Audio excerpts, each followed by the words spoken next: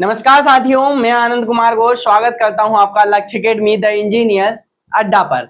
आज हम यहां पर इलेक्ट्रिशियन से संबंधित एमसीक्यू क्वेश्चन पढ़ने वाले हैं, जो कि इलेक्ट्रिकल इंजीनियरिंग आईटीआई वाले एग्जाम्स में वायरमैन वालों के लिए बी बीटेक एमटेक जो भी बेसिक पढ़ने वाले हैं इलेक्ट्रिशियन या इलेक्ट्रिकल इंजीनियरिंग का, उनके लिए हेल्पफुल होने वाले हैं। तो आपको स्क्रीन पर पहला क्वेश्चन दिख रहा है हमारा कि क्या है क्वेश्चन नंबर। नीचे दिया गया प्रतीक क्या निर्दिष्ट करता है या क्या प्रदर्शित करता है। ये जो आप साइन देख पा रहे हैं, इस तरह से एक सर्कल बना हुआ है, ठीक है, एक सर्कल बना हुआ है, उसमें इस तरह से एक साइन बना हुआ है। ये किस चीज को प्रदर्शित करता है तो आपको बताना है। यदि आपको पता है तो आप कमेंट करके आंसर बताएंगे। तो मैं बता देता हूं, अभी हम सिर्फ आंसर पर डिस्कशन करते चलेंगे आगे। यदि आप डिटेल कोर्स में एनरोल करना चाहते हैं तो आप हमारे व्हाट्सएप नंबर पर संपर्क कर लेंगे, ठीक है। ये जो साइन आप यहाँ पर देख पा रहे हैं, ये है आपका लैंप का। किसका प्रदर्शन करता है? ये लैंप को प्रदर्शित करता है। लैंप के लिए हम इस तरह से भी साइन बनाते हैं, ठीक है। ये भी लैंप का साइन है, आपने देखा होगा। ये वाला जो साइन है, इसका भी प्रयोग करते हैं हम और इसका भी उपयोग करते हैं। अलग अलग प्रकार के लैंप के लिए हम अलग अलग प्रकार के साइन का उपयोग करते हैं। अगर ये वाला साइन आता है तो ये भी लैंप के लिए उपयोग में आएगा, ये वाला साइन आता है तो ये भी लैंप के लिए उपयोग में आएगा। अगले क्वेश्चन की ओर बढ़ते हैं। एक इंडक्शन मोटर की तुल्यकालिक गति और रोटर गति के बीच का जो अंतर होता है, ठीक है, तुल्यकालिक गति जिसे हम बोलते हैं एन एस, और जो होती है एन आर, रोटर स्पीड होती है, उनके बीच का जो अंतर होता है, डिफरेंस होता है, तो उसे हम क्या कहते हैं? उसे कहते हैं हम स्लिप कहते हैं। क्या कहते हैं? उसे स्लिप कहते हैं, ठीक है। तो इसका हमारा राइट आंसर क्या हो जाएगा? थर्ड वाला इसका राइट आंसर हो जाएगा। ये जो क्वेश्चन हम डिस्कस कर रहे हैं, ये प्रीवियस ईयर में पूछे गए, किसी न किसी एग्जाम में, टेक्निकल एग्जाम में पूछे गए ये क्वेश्चंस हैं। यहां पर क्वेश्चन है आपका दशमलव संख्या। दशमलव संख्या क्या है? आपको 7 दिखाई गई है के समकक्ष द्विगुण संख्या, मतलब बाइनरी संख्या में क्या होगा? 7 जो है हमारी क्या है? डेसिमल नंबर है ना, डेसिमल नंबर है। तो इसको आपको कन्वर्ट करना है किसमें? बाइनरी में, ठीक है। बाइनरी कोडेड संख्या में आपको कन्वर्ट करना है। तो इसका जो राइट आंसर होगा, 2 वाला राइट आंसर हो जाएगा, मतलब 111 इसका राइट आंसर होगा। 7 को जब आप कन्वर्ट करेंगे बाइनरी कोड में तो आपका जो राइट आंसर आएगा वो क्या आएगा? 111 आएगा। इसको समझने के लिए शॉर्ट वीडियो देखेंगे आप। चलिए आगे बढ़ते हैं। अगला क्वेश्चन है, द्विगुण बाइनरी संख्या प्रणाली में कितने अंक होते हैं? बाइनरी संख्या, जैसे यहाँ पर नाम से ही पता चला, द्विगुण मतलब कितने होंगे? 2 होंगे, ठीक है। बाइनरी संख्या में अगर संख्या की बात करें हम, ठीक है, तो कितने अंक होते हैं? 2। कौन कौन से होंगे? तो एक होगा 0 और दूसरा होगा 1। एक ये होगा, एक ये होगा। 2 संख्या हो गई या 2 अंक हो गए। दूसरा, 8 किस में होते हैं? तो ये होते हैं ऑक्टल में। किस में होते हैं? ऑक्टल नंबर सिस्टम में होते हैं। 10 किस में होते हैं? तो ये होता है आपका डेसिमल में, ठीक है। इसको क्या बोलते हैं हम? द्विगुण, ठीक है। ये डेसिमल होगा, जिसको बोलते हैं दशमिक या दशमलव प्रणाली, ठीक है, दशमिक प्रणाली। इसको बोलते हैं आप हेक्साडेसिमल, ठीक है, हेक्साडेसिमल प्रणाली इसको बोलते हैं। 16 जिसमें आएंगे, यहाँ पर 2 आएंगे तो वो क्या होगा? बाइनरी सिस्टम होगा आपका। 8 आएंगे तो क्या होगा? ऑक्टल होगा। 10 आएंगे तो क्या होगा? डेसिमल होगा। और 16 आएंगे तो उसको क्या बोलेंगे? हेक्साडेसिमल नंबर सिस्टम आप कहेंगे।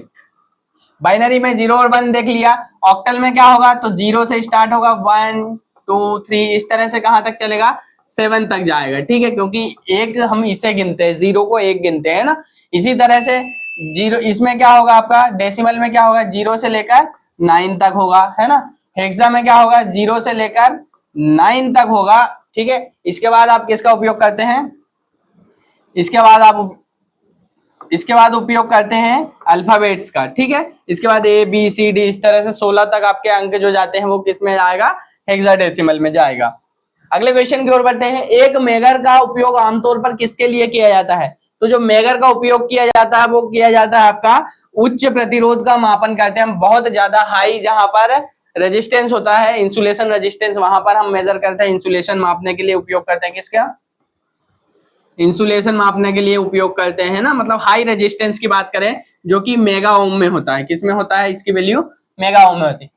शक्ति मापन के लिए आप किसका उपयोग करते हो? एनर्जी मीटर का उपयोग करते हो, है ना। शक्ति मापन के लिए किसका उपयोग करोगे? एनर्जी मीटर का। वोल्टेज मेजरमेंट के लिए वोल्ट मीटर का उपयोग करोगे, ठीक है। उसके बाद विद्युत धारा मापन के लिए आप करंट मीटर या एमीटर का उपयोग करते हैं। अगले क्वेश्चन की ओर बढ़ते हैं। माप उपकरणों में संट का उपयोग क्यों किया जाता है या क्या उद्देश्य होता है संट का उपयोग करने का? तो जो माप उपकरण होते हैं हमारे, उसमें हम क्या करते हैं? संट का प्रयोग किया जाता है एमीटर की रेंज बढ़ाने के लिए। किसकी रेंज बढ़ाने के लिए? एमीटर की। यहाँ पर आप टाइपिंग मिस्टेक कुछ हो सकती है, यहाँ पर बंसी वाला आएगा, है ना। तो एमीटर का उपयोग हम कब करते हैं? जब संट का लगाएंगे तो उसमें क्या होगा? एमीटर की रेंज एक्सटेंशन होगी। यहाँ पर एक वर्ड आता है मल्टीप्लायर, ठीक है,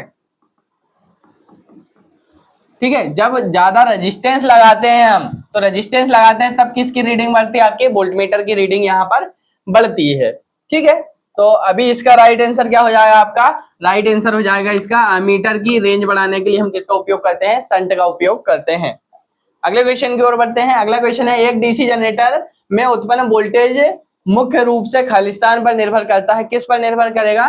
तो ये डीसी मोटर कितना वोल्टेज जनरेट करेगा, उत्पन्न करेगा, ये डिसाइड होगा आपके उसमें प्रवाह लिंकेज के परिवर्तन की दर के हिसाब से। मतलब जैसे आप बोलते हो रेट ऑफ चेंज ऑफ क्या? फ्लक्स, है ना। फ्लक्स लिंकेज जो होता है, रेट जो परिवर्तन की दर होगी, फ्लक्स परिवर्तन की दर होगी, उसी पर निर्भर करेगा कि आपका वोल्टेज कितना जनरेट होगा।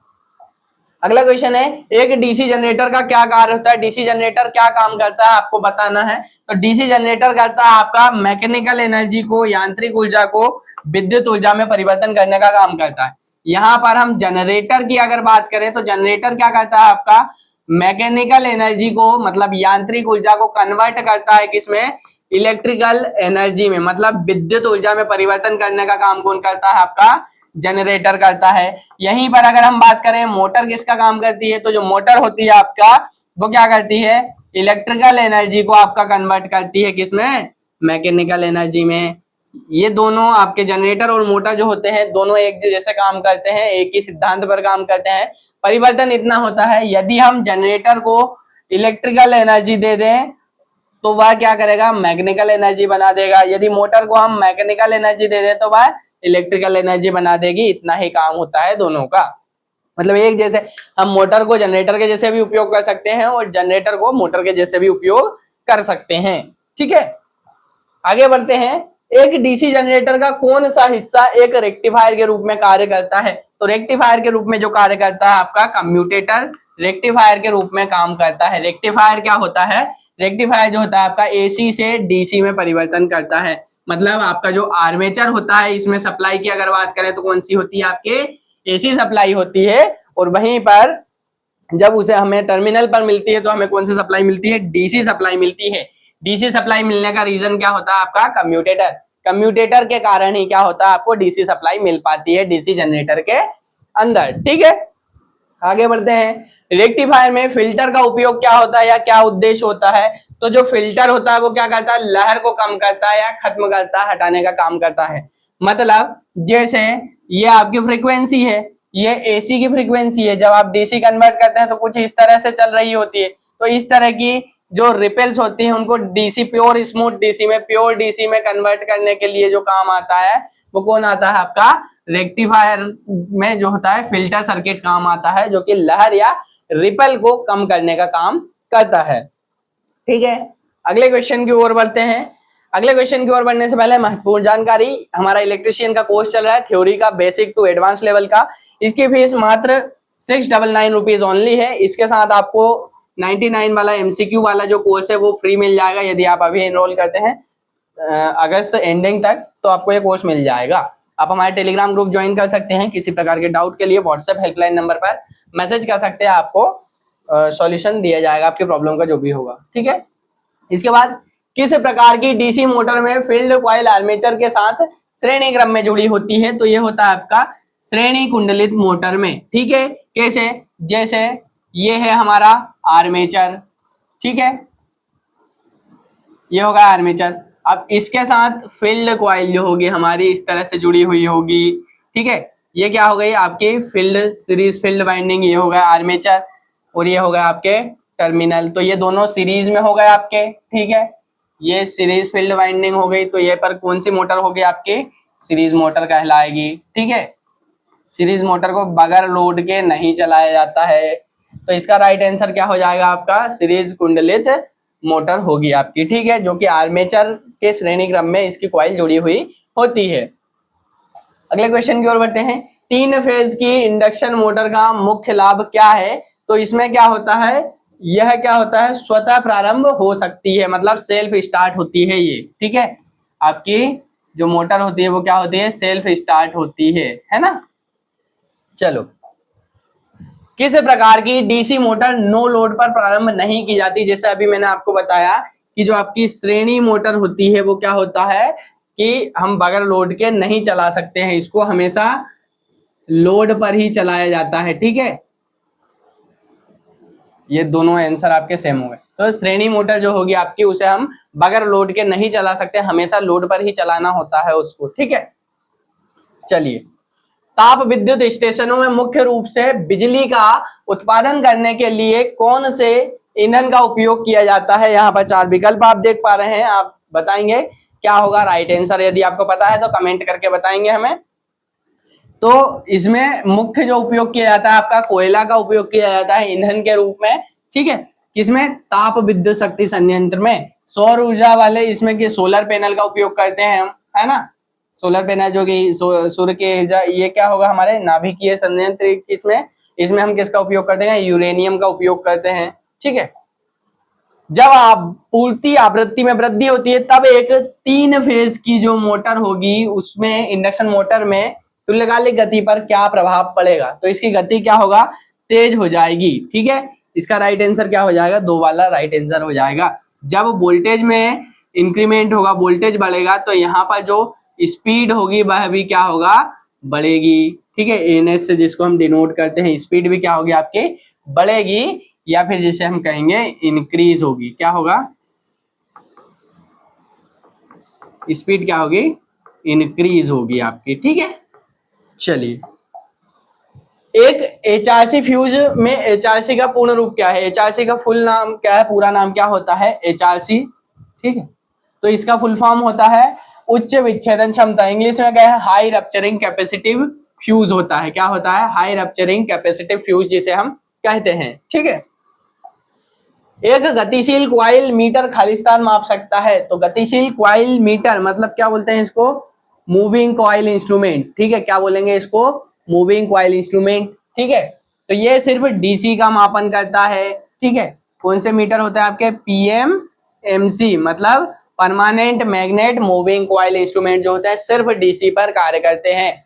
या फिर एसी पर काम करने वाले जो इंस्ट्रूमेंट होते हैं वो कौन से होते हैं, मूविंग आयरन इंस्ट्रूमेंट होते हैं, जो एसी और डीसी दोनों पर कार्य कर सकते हैं। अगले क्वेश्चन की ओर बढ़ते हैं। माप उपकरणों में वास्तविक मान के निकटतम मान को कहा जाता है, तो इसको बोलते हैं हम एक्यूरेसी कहते हैं या परिशुद्धता कहते हैं। ठीक है, जो एक्चुअल मान है उसके करीब का जो मान होगा उसे हम क्या कहते हैं, लगभग का मान जो होता है उसे हम कहते हैं एक्यूरेसी या परिशुद्धता कहते हैं।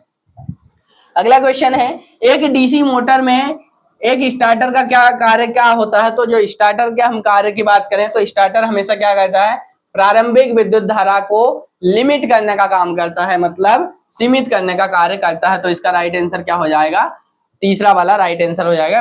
प्रारंभिक विद्युत धारा की मात्रा को या धारा को सीमित करना होता है। ठीक है, अगले क्वेश्चन की ओर बढ़ते हैं। नीचे दिखाए गए गेट का नाम पहचाने, क्या होगा इसका नाम? तो ये जो गेट का नाम है ये है ओर गेट है। क्या है, ओर गेट का सिंबल यहाँ पर बनाया गया है, कुछ इस तरह से बनाया जाता है आपका गेट का सिंबल। ठीक है, आगे बढ़ते हैं। स्टार्टअप पर एक मोटर के पश्च ईएमएफ का मान क्या होता है? जब कोई एक मोटर है, ठीक है, कोई एक डीसी मोटर है, जब वह चालू होती है, क्या होती है, स्टार्ट होती है, तो उसमें ईबी का मान क्या होगा, बैक ईएमएफ का मान क्या होगा? तो ये होता है 0, जिसे हम क्या कहते हैं, शून्य कहते हैं। ठीक है, तो शून्य जहां पर लिखा हुआ है वो आपका राइट आंसर हो जाएगा, 3rd नंबर का इसका राइट आंसर होगा। ठीक है, बैक ईएमएफ का मान जो होता है, ईबी की वैल्यू जो होती है क्या होती है, 0 होती है। ठीक, अगले क्वेश्चन की ओर बढ़ते हैं। एक द्वि इनपुट वाले लॉजिक गेट का आउटपुट केवल तब उच्च होता है जब इनपुट 1 या इनपुट 2 दोनों उच्च होते हैं, नीचे दिए गए विकल्पों में से गेट की पहचान करें। तो इसका राइट आंसर होगा आपका गेट, ठीक है, एंड गेट होगा। कौन सा?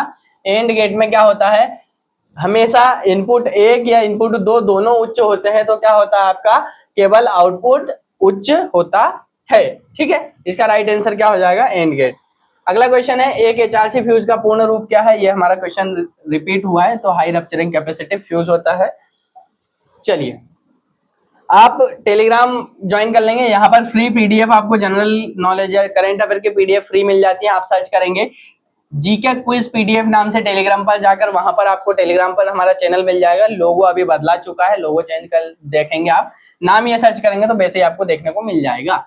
लक्ष्य एकेडमी टीए भी सर्च करेंगे तो आपको हमारा चैनल जो है टेलीग्राम चैनल है, ग्रुप मिल जाएगा वहां पर। यहाँ पर आपको अपडेटेड वीडियो या कंटेंट पीडीएफ वगैरह सारी यहाँ पर मिल जाएंगी। यहाँ पर जीके की पीडीएफ सारी मिल जाएंगी। वो जो भी अपडेटेड पीडीएफ या नोटिफिकेशन होती है हम यहाँ पर पोस्ट करते हैं। किसी भी प्रकार का आपको डाउट होता है तो आप इस व्हाट्सएप नंबर पर मैसेज कर सकते हैं, आपको डाउट क्लियर किया जाएगा। चैनल को पहली बार विजिट कर रहे हैं तो चैनल को सब्सक्राइब कर लेंगे और प्रेस कर लेंगे बेल आइकन, जिससे लेटेस्ट अपडेट मिल सके आपको सबसे पहले। मिलते हैं अगले वीडियो में। Thanks for watching.